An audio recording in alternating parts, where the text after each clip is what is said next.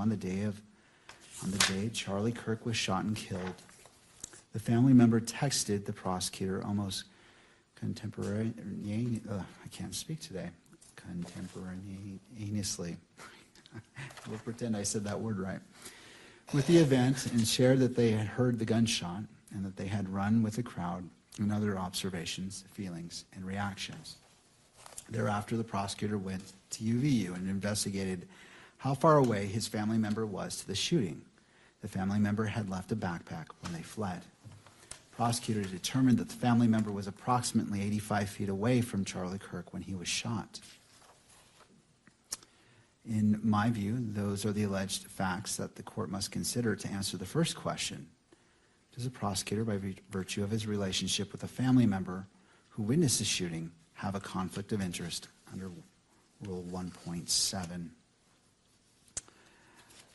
And in turning to that, just looking at my notes, I appreciate your patience. And so turning to defense, if I accept the facts as you have alleged in your motion as true, is there any reason to call witnesses to answer the first question before the court? And before you answer that, I understand that there are other relevant facts that pertain to the effect of the alleged conflict. Those facts would include whether the prosecutor was properly screened from the case, what conversations he had with other prosecutors, and whether the family member's experience impacted the state's decision to seek the death penalty. It is the defense position, as I understand it, that those facts may need to be explored through witness testimony. But if we're just talking about the first question, whether the prosecutor has a conflict of interest under Rule 1.7, is there a need to call witnesses?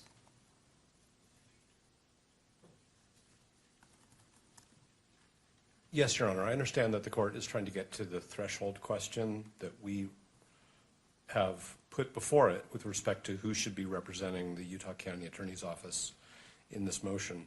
But the answer to the court's question is yes, because it's not just the mere transactional event that this that the offspring witnessed the shooting. It is the evidentiary development will get at, and again, we were only provided with an affidavit, which was very, if I may, narrowly drawn, at communications that happened after that between that offspring and their parent, between that offspring and other family members that may have been communicated to the parent, communications between the parent and other people in the office, the impact. Okay, so now I'm going to just say, if I had found out that my child was at an incident where somebody was shot and killed, I would have an incredibly strong emotional reaction, even if they were safe. Okay, so give me a second, okay? There was a horrible shooting incident at Brown University a few weeks ago. And I have a child who lives within 20 miles of there who was in Providence that day. And everybody in our family was really freaked out until we knew that they were safe. And then even when we knew they were safe, the question was, what did you see? Did it affect you? Turned out everybody's fine. Mm-hmm. But it's not just, oh, I was there. Right? And my family member didn't witness a shooting. Sure. Wasn't in a crowd with 3,000 people who all had to run and take cover in case there were more shots fired, in case there were some other harm that occurred. Okay? So it's not just the fact that this person was 85 feet away from Mr. Kirk. It's that begins to that scratches the surface, if I may, of the totality of the circumstances, which we think created a conflict of interest. So the answer is yes, and that's why both the parent and the offspring are here and are under subpoena and agreed to be here and agreed to testify. Obviously, it's the court's proceeding, but nobody's moved to quash, and I think it's obvious that that's because we need further factual development. And our reply brief, if it did anything, it communicated to the court the case law which shows that this is a fact-intensive inquiry and that affidavits are required. And here we don't have affidavits from the parent or from Mr. Gray. We have argument in a brief. But we also believe that testimony from the offspring is necessary, and they're here, and they agreed to be here. And they agreed that Ms. Visser could sign an acknowledgement of service of a subpoena. So the very, very long answer to the court's question is yes, definitely. We need to have an evidentiary hearing. But isn't the defense required to make the threshold showing from the facts that you're asserting? Isn't that where we begin? Not necessarily the state's response, but don't you have a responsibility to show that you've made a threshold showing of what you're asserting would rise to what you're asserting in your motion? So the state, so the Utah County attorneys informed us that this offspring was present in a crowd, was caught up in the ensuing chaos, heard a shot fired, had to leave their belongings behind, witnessed the trauma of other people. We can't really get beyond that without fact development. And if what the court is saying, hypothetically, is I want you to go sit down and interview people, that's one thing. But if the court's saying that we somehow should have more information than the county has given us, we can't do that without evidentiary development. Okay? We have questions about whether there were more non-recorded communications that we haven't been told about. I think we have a good faith, and the court could imagine that a family would talk about such an incident, and it wouldn't just be the text messages that the court has in the exhibit. And I don't purport to say anybody should run their family the way my family operates. I'm just talking about what I think would be natural, which is families talk about these things because we want to take care of our kids, and we want to make sure they're okay. And then we need to make sure that our responsibilities to the public and to justice aren't impacted by our personal experiences. And I think that we can only get at that, Your Honor, through evidentiary development. All right. And that's why, and I think that the state would agree with that, because that's why they provided the court with some affidavits and some fact in the course of argument. So I think that it needs to be fully developed through the very limited number of witnesses that are present. I understand. Let me turn to the state. What's the state's position? So I want to make sure I'm understanding your question. The question is, there's two layers here, right? The first layer is, when an alleged conflict arises, does in this case, the county attorney's office have to conflict the handling of that allegation to another special prosecutor, attorney general's office, right? Your question is, doesn't the defense have to make an initial showing before that first conflict has or occurs that requires that delegation? Yes. Okay. My answer is yes. I mean, otherwise we have to have a hearing to determine if another entity has to handle the substantive issue.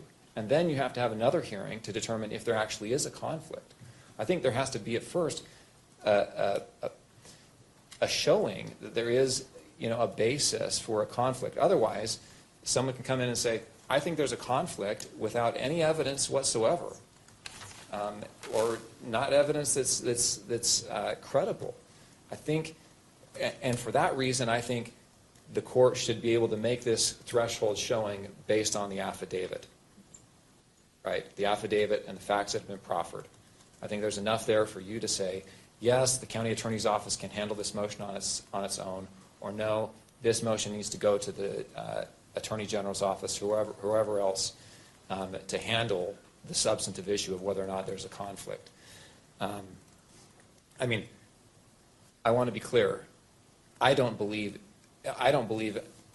under any of those circumstances that the issue needs to be conflicted out. I believe that until a conflict has been found, the county attorney's office or whatever entity has been accused of a conflict can litigate that issue without litigating that issue.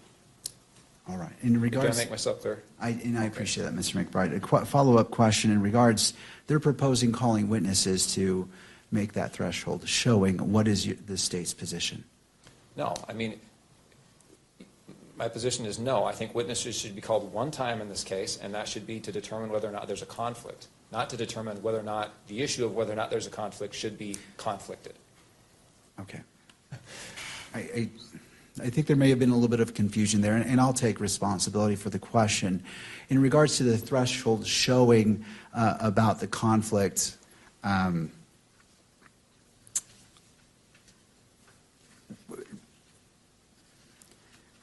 so the threshold showing of a conflict of interest under Rule 1.7. So the AG's it seems to follow after in time to see if there's a conflict initially. So in regards to establishing that, defense, and I don't wish to speak for you, but my understanding is you wish to call witnesses to put that evidence on. Then I misunderstood the court's question. I don't think we need to take testimony in order for this court to make a finding on under 1.7 that conflict-free counsel should represent the state in this motion. I am not suggesting, and I didn't mean to, that there should be 2 hearings. That's not what, so if I misunderstood the court's question, I thought the court was saying, do we even need an evidentiary hearing on your motion to disqualify? Isn't it enough for the court to just read the papers? But that was not, was that your question? Well, and I'll take full responsibility on my question. That was really the push on it, because my understanding is that determination needs to be made based off what you told us in the beginning, that a showing of a conflict of interest, there has to be a very good possibility of a conflict, or showing of a conflict is the very first step before we go down the further road of addressing the AG's office. And so I was alluding to, based off that, does that require an evidentiary hearing from your perspective? I don't think that it requires an evidentiary hearing, but I don't want to predict or make assumptions about the court's view. I believe that the Utah County Attorney's disclosure to us on October 20th of this situation and our assessment that it creates a conflict of interest is not frivolous. It's not taken for the purposes of delay or tactics. It's a real potential conflict. I don't know what the threshold showing is that permits or requires the court to exercise its authority under what is now, in juxtaposition to the Utah legislature changes its code so often, like we have to figure out all the new code numbers, but it's now section 17-68-304, which gives the court the authority to appoint the Attorney General in this situation for this purpose, 17-68-304, as opposed to the code section cited in Jimenez. The law is the same, but the code sections have changed. But what I'm saying is, I don't want to predict or gamble with what showing this court thinks is necessary in order to appropriately exercise its discretion to make that referral. And so if the court says, I need more, then we should have an evidentiary hearing, because the important thing is to get it right, not for me to bargain on whether our papers show enough. The only thing that we know that we can show in our papers is what we were told and what we were given. And we were given some text messaging between family members and maybe some other people. I mean, the court has that, it's an exhibit. That's all we really have. And so I don't want to just say, oh yeah, there's enough there, and then have the court say, no, there isn't. Because it may be that the court wants to take some permit us to take some preliminary testimony in order to make that decision. But what I really think, instead of starting an evidentiary hearing on a motion to determine if there should be a referral, I think that there's a sufficient showing that there should be a referral by this court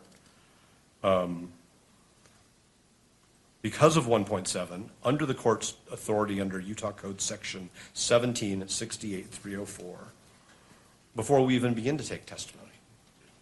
I mean, the fact that Mr. Gray is going to be the first witness we call already, and that the state hasn't moved to quash because it's a frivolous subpoena or it doesn't have, there's no basis in the factual predicate to examine Mr. Gray about these things, suggests that there's a problem here. That Mr. Gray's office is representing Mr. Gray while also trying to represent the state. And that's an inherent problem. And I understand it's a thorny question. It's what's the showing that's necessary, and does the court have discretion, or is the court compelled to? Is the court going to commit error if it doesn't? That's why I think that maybe some thoughtful briefing is an appropriate thing to do. Before we start an evidentiary hearing and then realize that we got off on the wrong foot, because there should be somebody else seated at counsel table when two members of the state's attorney's office who are members of the prosecution team are two of the 4 or 5 witnesses in this hearing. All right. So I'm not trying to dance around the court's question. What I'm really saying is I don't know that we can be stuck with only being able to give a court a showing based on the evidence we've been given, when all we've been given is a memo that says, this person was there, we don't think it's a problem, they were 85 feet away when Mr. Kirk was killed. And so, and I appreciate what you're saying, counsel, but what I'm trying to determine is, in your regard, in your understanding, I want to address this, the sufficiency of the showing. Is it your request for an evidentiary hearing for you to present to the court enough evidence for the court to make that determination, or something else?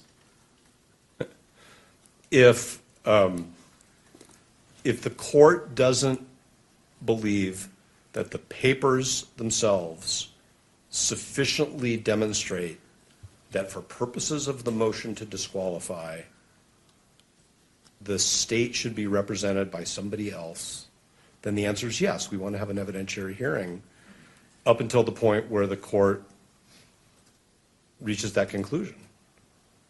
Because that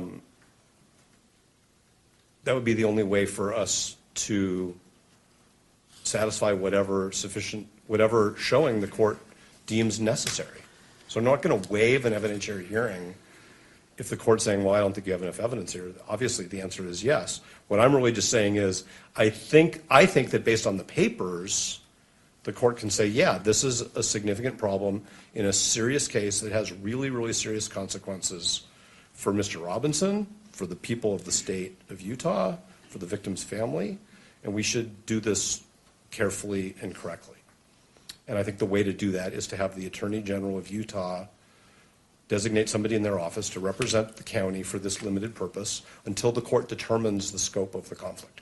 We think the conflict requires disqualification from the case, but ultimately, obviously, that's going to be a judicial determination. All right. Anything further from the state before the court makes its ruling on this issue? I just want to clarify, you're talking about the need for an evidentiary hearing in order to determine whether or not that the county attorney's office can handle the motion to disqualify? No, I'm determining just an initial showing of a conflict that exists here. Like Well, for what purpose? To disqualify the office, or to have the attorney general's office step in and handle the disqualification motion? to disqualify the office. Can I take a crack at it? If you wouldn't mind, Mr. Gray, just stepping to the lectern, just so the record picks you up. Sometimes these microphones are a little long. If I could take a crack at it. Basically, I think what you're saying is kind of like a Frank's hearing where you have to allege sufficient facts, so that based on those facts, if the court takes that as true, then you would need whether or not there would be a legal basis to conflict it out or find a conflict, right? And so if they don't make that showing, then the court can rule straightway. But if they do make that showing, if what's alleged is true, then we go to an evidentiary hearing. Is that? Mostly, it's the initial showing of a conflict, and what happens after that will be determined, because they're bringing this up for the first time today. Basically, like a prima facie showing initially. Is that what you're saying? Essentially. Yeah. Okay. I think that's. Yeah. I'll let you. No, I appreciate your clarification. Mr. McBride. Nothing else. All right. It's the court's, and I've read the briefing by all parties and listened to the argument today, and I don't believe a sufficient showing has been made for the court just relying upon the briefing itself. And so I can't make that finding based off, well, I would find that that threshold showing hasn't been met based off the briefing. And turning to Mr. Novak, based off that finding of the court, what is your position?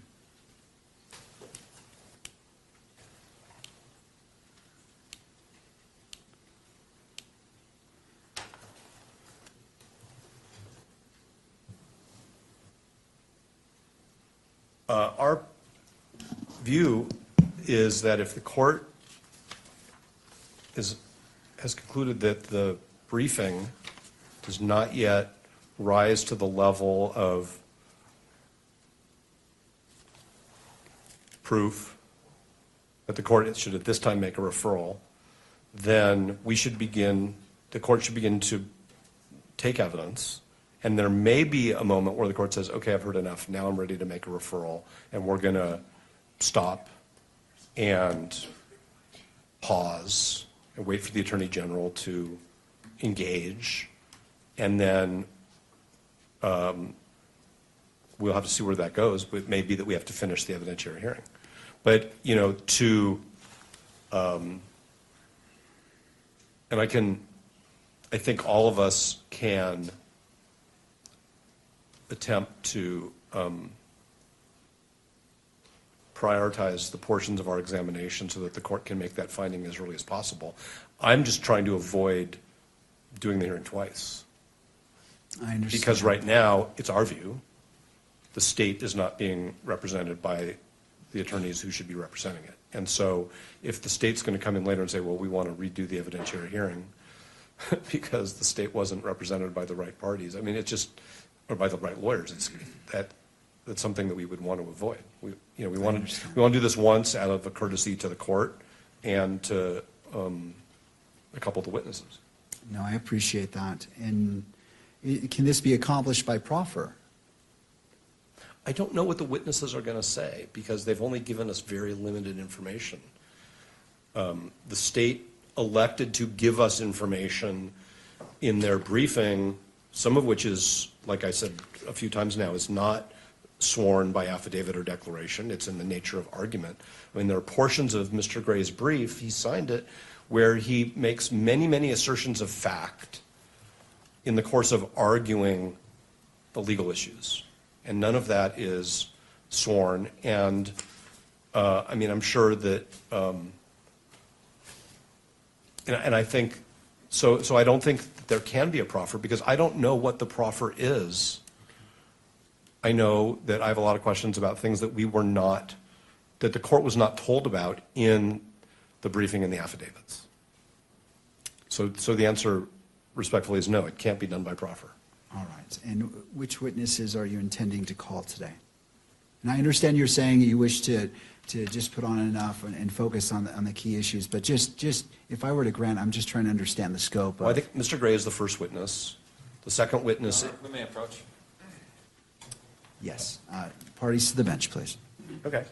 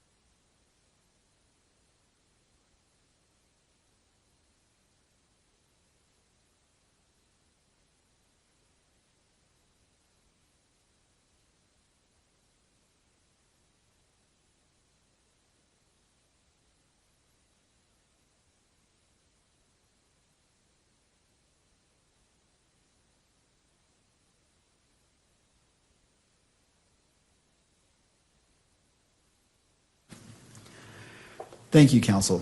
In regards to the question of what witnesses do you anticipate calling? Mr. Gray, I'm going to get his title wrong, but Mr. Christensen is an investigator with the county attorney's office. The prosecutor, who we believe is conflicted off, and their offspring. Okay. All right. Any input from the state at this point? All right. I'm assuming the next portion that we need to address is your motion in regards to the hearing itself, the evidentiary hearing, whether it's closed or open. Correct? Is the court looking over my shoulder at No, I'm media looking counsel? at no, you. Okay. Sorry, there is someone behind you, but I was trying to look at you. That monitor's in the way, but I appreciate the clarification. When the county attorneys informed us of this factual issue, and we told them that we thought that there was a disqualifying conflict, we had an agreement that we would file our motion privately, I think is the correct term, Sure. so that certain identities were protected. And that was at the request, and we've continued to accommodate that, and we have no problem with that. So we are not pushing for this hearing to be closed, but we totally understand why it's appropriate to do so. And it is, and Mr. McBride has verbalized this very well in conversations among counsel, the record is going to be very, very muddy if we can't have examinations that use names and identities. It's just going to be super, super awkward. And so that's why we are fine with the hearing being closed, which I think it's fair to say we view as an appropriate deference to the requests of the county attorneys. All right. To the state. Given the extreme publicity and the issues that surround this case, we would ask that this portion of the hearing be closed. We've had communications with counsel for the media. We believe that they agree to that after taking a balancing test of the public's right to know and the right to an open proceeding and the privacy interests at issue. All right. One of my concerns that I have, and is there any other parties weighing in? I think there may be, Your Honor, both Your by Honor. WebEx and here in person. All right. Well, Your Honor, this is Jeff Hunt.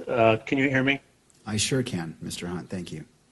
Your Honor, thank you for the accommodation and courtesy to allow us to appear remotely. With me is my colleague, David Ryman. We represent the Deseret News, KSL, KUTV, and other news media. We would like to speak briefly to the closure issue, if that's okay. All right. I'll hear from you. We did meet and confer with counsel for the state and counsel for the defendant concerning closure. And counsel has explained that they believe it would be impossible to conduct this hearing or even portions of it in open court without causing prejudice to the privacy and personal safety interests of the family member witness involved. They've told us they believe it would not be feasible or practicable to approach this on a witness-by-witness basis or an issue-by-issue basis because they believe the names of the prosecutor and the family member would be used throughout the examination of witnesses. So we have no reason to doubt the statements and representations of counsel, and in reliance on those would not be objecting to closure of the evidentiary hearing on the disqualification and the referral issues unless the court has a different view and believes that we could parse this on a witness-by-witness or an issue-by-issue basis. That said, Your Honor, we understand that counsel for the state and the defendant have agreed to review a transcript of any evidentiary hearing and make limited and appropriate redactions so that a public version of the transcript could be released. And with that, there are just a couple other brief points I'd like to make. First, we think that this should be the rare exception to conducting these proceedings in open court.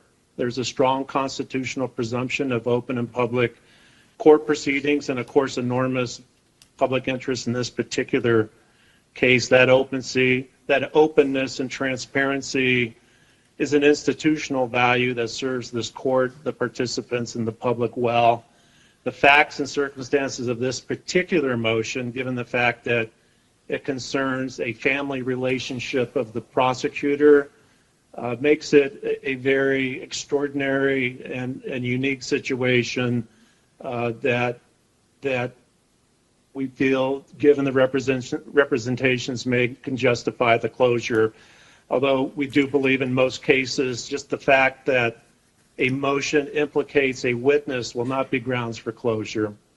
Second, we just wanted to get on the record that we believe that release of a transcript is not an adequate substitute for the ability of the public and the press to attend and view the proceedings themselves. For this particular evidentiary hearing, that may be the only practical mechanism for the public to obtain some information about the case. But again, we would expect this would be the exception and not become a regular practice. And finally, Your Honor, it's our position that any oral argument on the disqualification motion or the referral motion should be conducted in a public hearing. As this hearing itself has shown, a lot can be done and argued without disclosing the names of family members or the witness at issue and jeopardizing those interests. Counsel can refrain from identifying the prosecutor or family member to protect the asserted privacy interests. And we have experienced counsel. They could be mindful of that issue during oral argument, and it's not unduly burdensome for them to take those steps, and any burden would be greatly outweighed by the public interest in learning more about the motion and having at least an open argument. So we do believe that the argument, and I understand the argument will be made at a later date, not today, but that should be done in open court. That's all I have, Your Honor. Thank you, Mr. Hunt. Anything further from the parties? Your Honor, as to the oral argument, it is our request that it be closed, and the reason why is that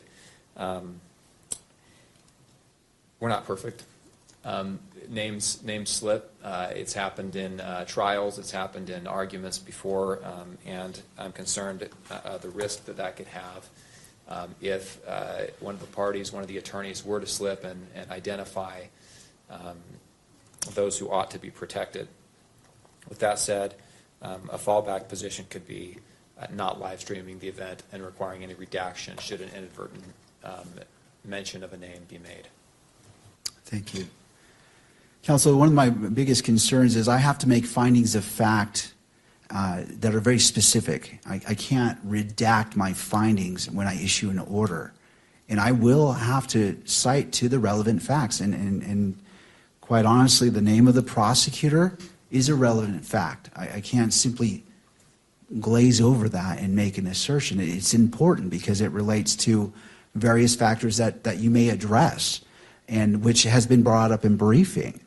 And so this court is is going to deny the request to close the hearing as it relates to, and I will take this motion witness by witness. I understand that there may be a witness that this is applicable to, and the court will entertain that, but because this court has to make findings and has to cite to the facts, I need to be able to do that. And since I'm going to do that anyway, which I will, I'd rather address it in an open court. And again, I will entertain any motions, witness by witness, that are going to be called and be respectful of that.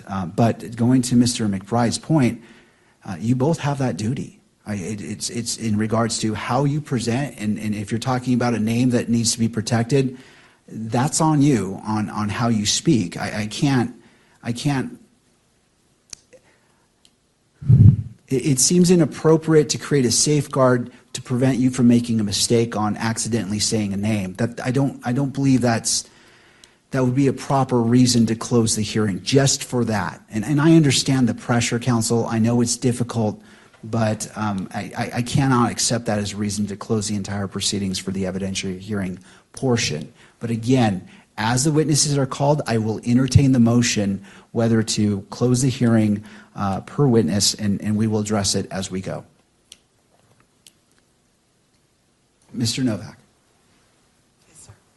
Yes, Your Honor. With that, how would we like to proceed? Well, first, is there any clarification needed on this court's ruling as we're proceeding into the evidentiary hearing? I just want to clarify. Are you going to entertain motions to close at the outset of every witness? Is that what I understand? If the motion is made, yes. Okay, thank you. May we have a moment? Yes.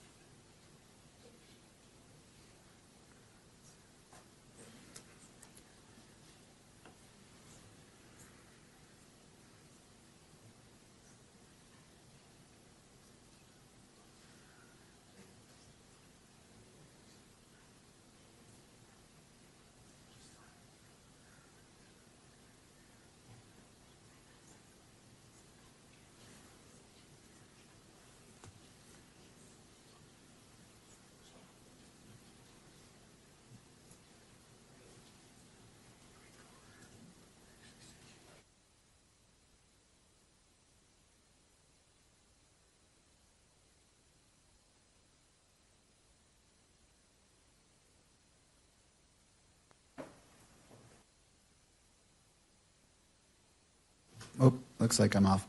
Would it be easier just to go into a brief recess? I don't want to make you feel rushed. You have obviously important conversations. So it's the court's intent to enter a brief recess to allow the parties sufficient time to discuss whatever you need to discuss.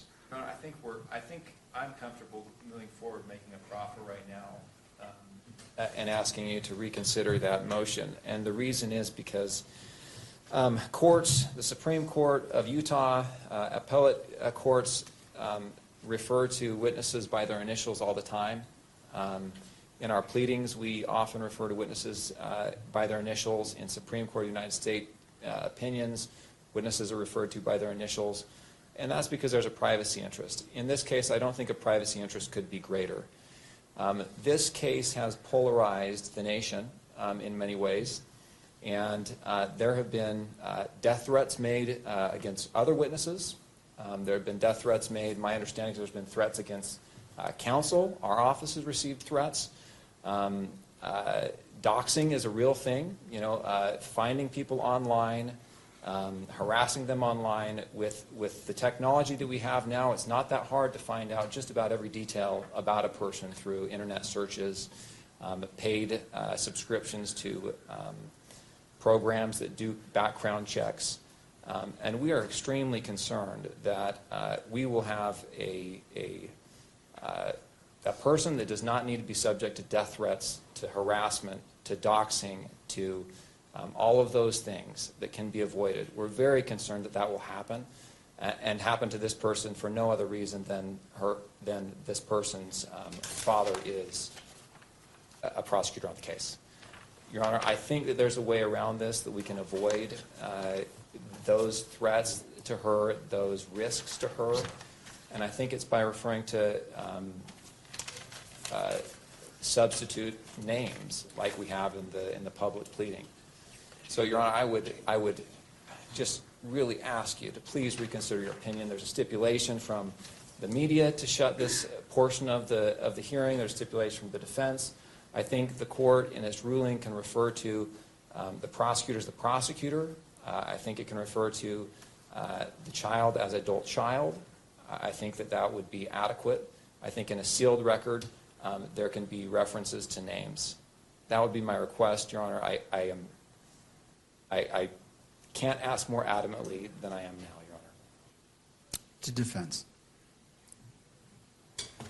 We take no issue with anything that counsel has said. That's why we completely deferred to the state attorney's, the county attorney's initial request that all of the briefing, as much as possible, be under seal and then redacted. Thank you.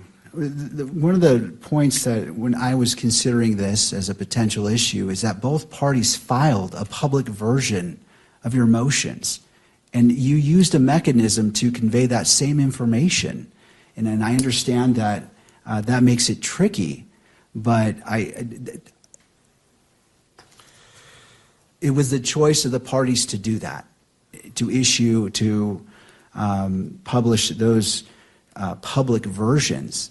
And the court is fine in regards to particular witnesses referring to those terms that were used in the motions, but this court does not agree that the entirety of the evidentiary hearing needs to be closed. And it is a very broad approach to a narrow issue.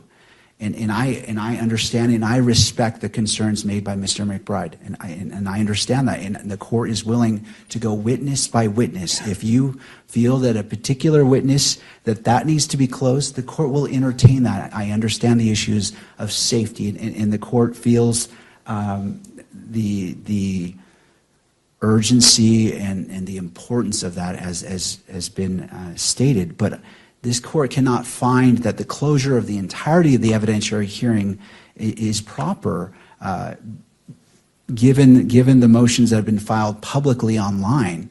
And I have to leave it to counsel in deciding how you present the evidence, how you state the names. I'm willing to abide by the format used in those public motions, but this court denies the request to close the evidentiary hearing. And again, we'll take witness by witness a motion if that particular witness needs closure that particular witness's examination needs to be closed.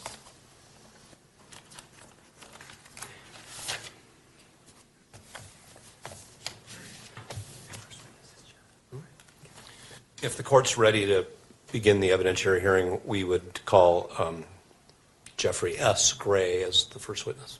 All right. Or if the court wants to take a little break, we can do that too. The courts can move forward. If parties need a break, I'm happy to give a break. I know we're switching gears here. Yeah, go ahead. In fact, let's go ahead and take a brief break. We need to relocate our court reporter, so this is a natural spot to take a break. Can we have 1 moment of sidebar? Absolutely.